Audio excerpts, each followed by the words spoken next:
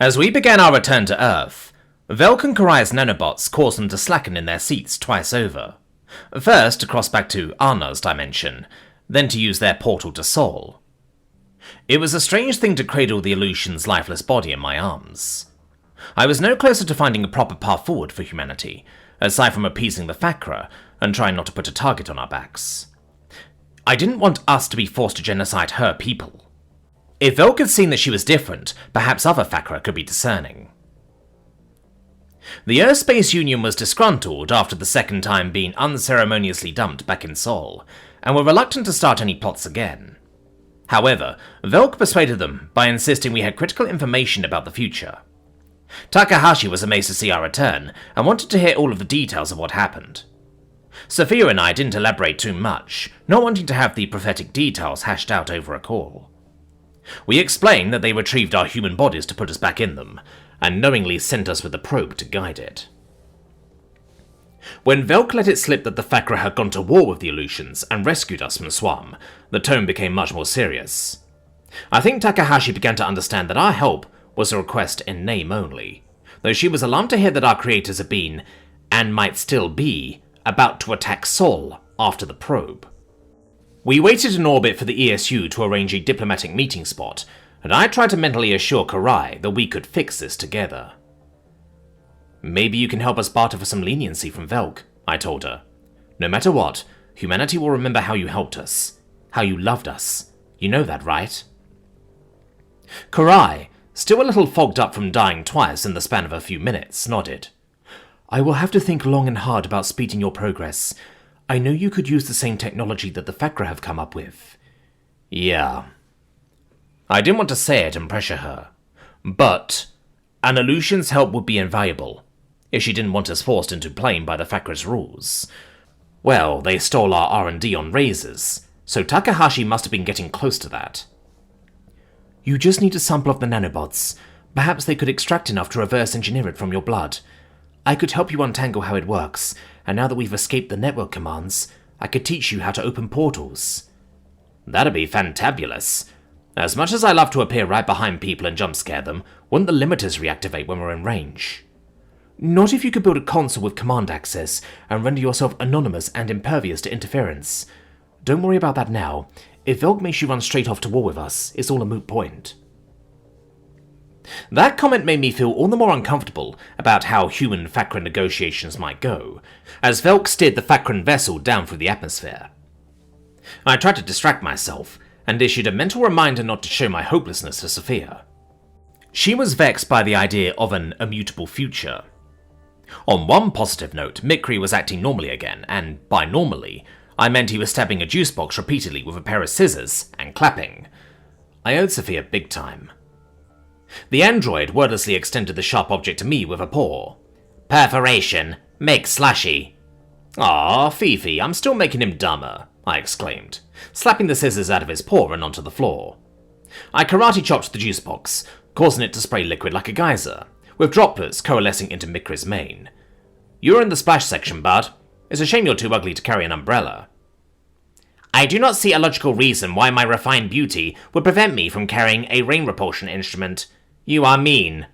Well, boo-hoo, Mikri. I got a joke for you. You ready? I have a joke for you first. It goes like this. Preston Carter. That's the joke. I blinked several times in irritation. Knock knock. Get the fuck off my lawn, you big-butted bison. That's not your line. Say your line or I'll destroy Fifi's science notes to make her sad. Don't do it, Mikri, Sophia pleaded. Not for me. The android gave her a rueful glance before relenting. Who's there? Mikri, I said. Mikri who? Mikri who doesn't believe restraining orders apply to him.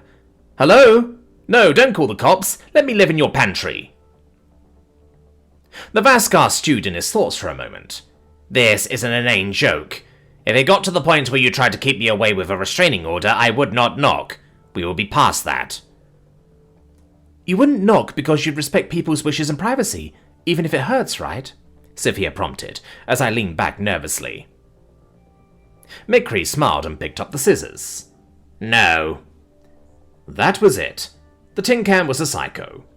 If we ever had a friendship breakup, I'd be lucky if he only slashed my tires, but at least I knew about it ahead of time. There was the real reason we couldn't be romantic, because of the golden rule.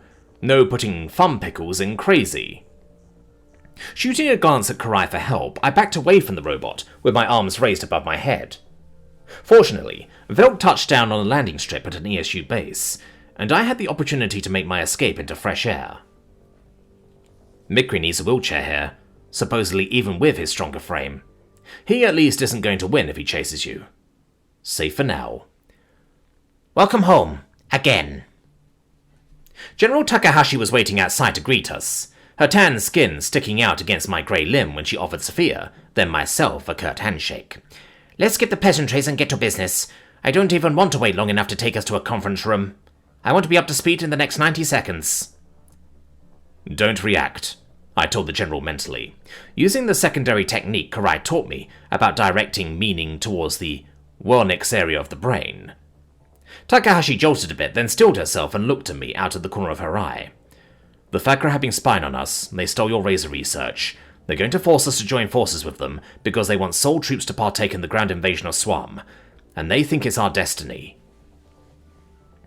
Velk stepped forward. We came here to discuss an alliance in our war against the Aleutians. Irv said would be valuable to stand up to our creators together. We only get one chance, so we need it with immediacy. As I said before, they believe you caused their extinction, so we need to hit them first. They would have come here for a preemptive strike if we didn't draw their attention. That's true, Sophia broadcasted to myself, and presumably Karai, Mikri, and Takahashi as well. Preston saw a future where the Aleutians are all destroyed. Humanity appears to create some kind of superweapon to destroy them all. That's not good at all, Takahashi said, ostensibly to Velk, but looking sideways at us. It seems rather suicidal to throw yourselves at the Aleutians, so I'm concerned how this might turn out for all of us. Humanity simply isn't at the technological level to engage a species like them. What do you suggest? Karai caught on that the question was directed at us. You cannot refuse, as you well know, or the Thakra may turn on you. Stall for time, and perhaps the war will backfire on them fast enough that you're not dragged into this. Express a clear plan to catch up, and that this is reasonable given your state. Try to push back these negotiations themselves, if possible. Velk clashes four fists together. We equip your soldiers with the technology to catch up.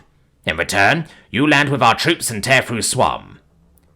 Forgive me, Velk, but this is all very sudden. Takahashi's expression was a tad strained, since she clearly wasn't used to juggling mental conversations as well as verbal ones. We'd require time to train and grow accustomed to this technology. If you want an alliance, sharing would go a long way as a gesture of good faith. Just like we shared the secret of crossing through the portals with you, expecting nothing, Sophia attempted. It took weeks for Preston and Sophia, and presumably your own people, to learn to use razors, and to acclimate to nanobots. You'd have an ineffective fighting force on your hands that will tear through, Karai ventured, frowning. Coordinating with them earlier could have given the help you needed from day one. I know you want to work alone, but you must realize you need to hold the line until they can have any semblance of readiness. Mikri beeped in agreement. The humans were stopped very easily by the Aleutians in their current state, so I do not think they will change much either way. According to my calculations, no ground forces will alter your odds of success, even if they could harness the technology. We already know we succeed, robot, Velk protested. It's a matter of figuring out their weakness. They will always be a threat to us, so we took our chance to hit them first. Your plan about cuddling up to them and fixing everything through the probe didn't work. Now is the time for humans to act, to decide which enemy you want. Takahashi raised her hands. We don't want any enemies, Commander Velk. We're asking you to understand that this is an impossible situation. While I can't send my forces to a slaughter and be left with nothing, fucking us both over, we are willing to help in the meantime. This back and forth can be diplomatic and productive. Don't you need to consult the Marshal and ascertain what conditions your leader might be willing to accept? The Thakra barked out a laugh, red eyes gleaming with mirth. I have the authority to negotiate and make decisions about the direction my species will take. I hear what you're saying, but dude, I totally get in trouble for doing something this big without bringing it back to our leaders. We can't let me work something out or what's non-negotiable if we don't run it by the top dog, the Marshal. Can we speak with him? You already are. I am the Marshal. I recoiled in shock, as did every member of our posse, staring at each other with uncertainty. I wondered why we'd never seen or heard details about the Marshal, but it was difficult to believe it was Velk all along. Sure, the commander acted with impunity that seemed beyond a simple station at times, but he'd also gone off to check with the Marshal or blamed decisions on that figure several times. I suppose that was code for, I'll run it by my advisors. What the fuck was he doing on this mission himself?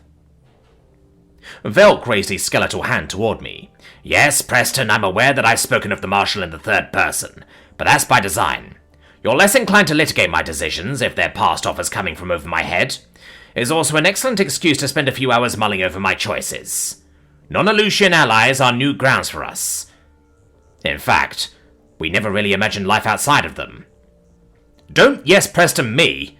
So you led the Fakra to war? I exclaimed, unable to bridle my emotions. You wanted this to buckle? Of course I did. Every Fakra does from the moment they're old enough to read. We dream about being the ones to get revenge on our creators. It's one of the most common dreams for what we'll do when we grow up. Like yours want to be a doctor, or, more accurately, a superhero. What they did to us can't just be let go. They'll pay for 1,000,000 years of suffering. I'll make it right. Does this really make you feel better, Velk Tremai? Karai asked, with a surprising gentleness, tilting her head and stilling me with a hand on my shoulder. The Marshal hesitated. No. I've been disillusioned for so many years waiting by the gap, but now that the time has come, I find it to be stressful and unpleasant to behold as much as anything. The anger we feel toward the Aleutians could never have led anywhere else. And what happens after the Aleutians are defeated, huh? Then what? I prompted, following Karai's lead. There has to be something more to you, and the Fakra. I have no idea what we'll do. We've never had that chance. We'll learn. The same way we had to relearn everything else from scratch. Velk folded his arms, scowling. Enough discourse. My mind is set. And don't get any bright ideas about knocking me off, Takahashi. Not only would that earn a blistering attack from my people, but whoever comes after me will be worse. I, at least, only judge you for your actions, not that you're hominids. Takahashi's face tightened. I wouldn't dream of it, Marshal Velk. Since you're new to other aliens, I can forgive a faux pas here and there. I'd like to be friends, but if that's what you want, you can't coerce us and be unfair to our simplest requests. Please, don't take the Aleutian way. You're asking us for the wrong thing, Sophia interjected, intelligence in her brown eyes. Velk, you know of the vision. We're destined to build a weapon that can destroy them. If you want our help, then you should let us devote our resources to that entirely, not a hopeless ground war. That's what tips the scales. Buy us time to research and we can deliver that demise. Isn't that the foreseen future where we succeed? Velk leaned back. You have a point, Dr. Aguado. However, I've seen your R&D projects, and there's nothing that could scratch them there yet. Because we haven't made it yet. We lost our Keelan research and the collaborative alliance there that made our rapid scientific advances with portals possible. Let us reassemble our team and have time to try. What good could those backwards fools do? Buy time and give us anyone extra on our side, I told Takahashi, who was nodding along when Sophia had voiced the idea. By the way, remember that brilliant asset, Kapal, our best researcher? He needs a rescue out of prison. Oh, and a human's taken over Jorlan. What? Takahashi exclaimed aloud, disbelief in her eyes. Ahem.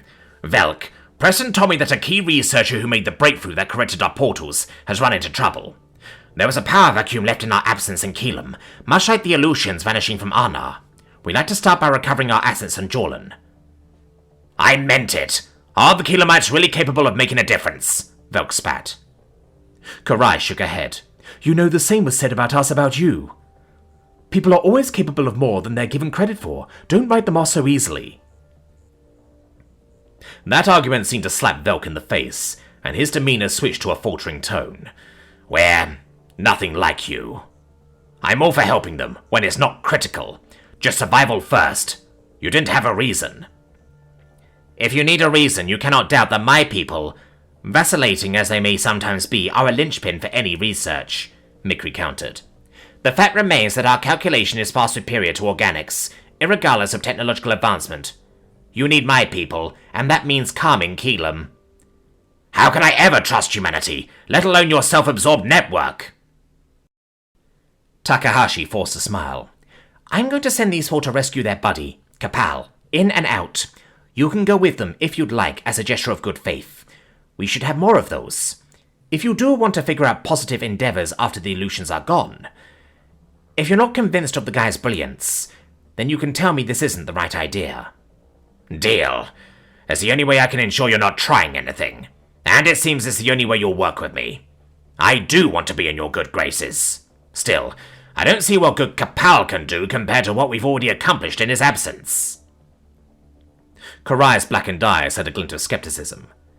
Preston, I hate to agree with Velk, but he has a point. It would require great effort to bring Kapal up to speed on how any of our technology works.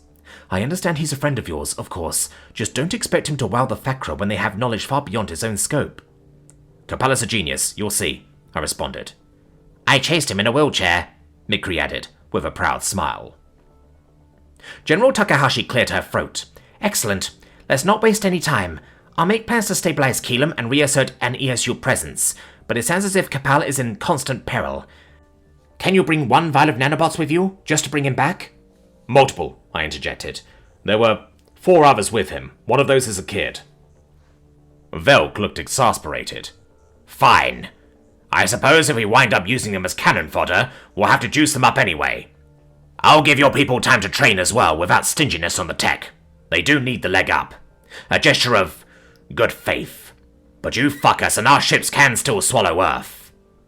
Understood. No fucking the Fakra, I said cheekily.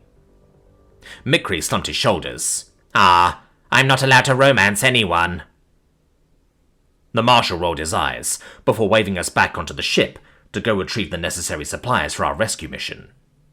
Sophia and I being the only 2 humans with razors and nanobots right now, it was sensible enough to send us to bust Kapal out. It wouldn't even be my first prison break this week. I hoped Mega Nerd the Brown would be enough to impress advanced individuals like Karai and Velk, because if he let us down, I wasn't convinced we had anyone better in our corner. The chances of us being allowed to research an illusion killer, instead of being tossed headlong into war, depended on how well Kapal could adapt to the mind-blowing developments we figured out without him.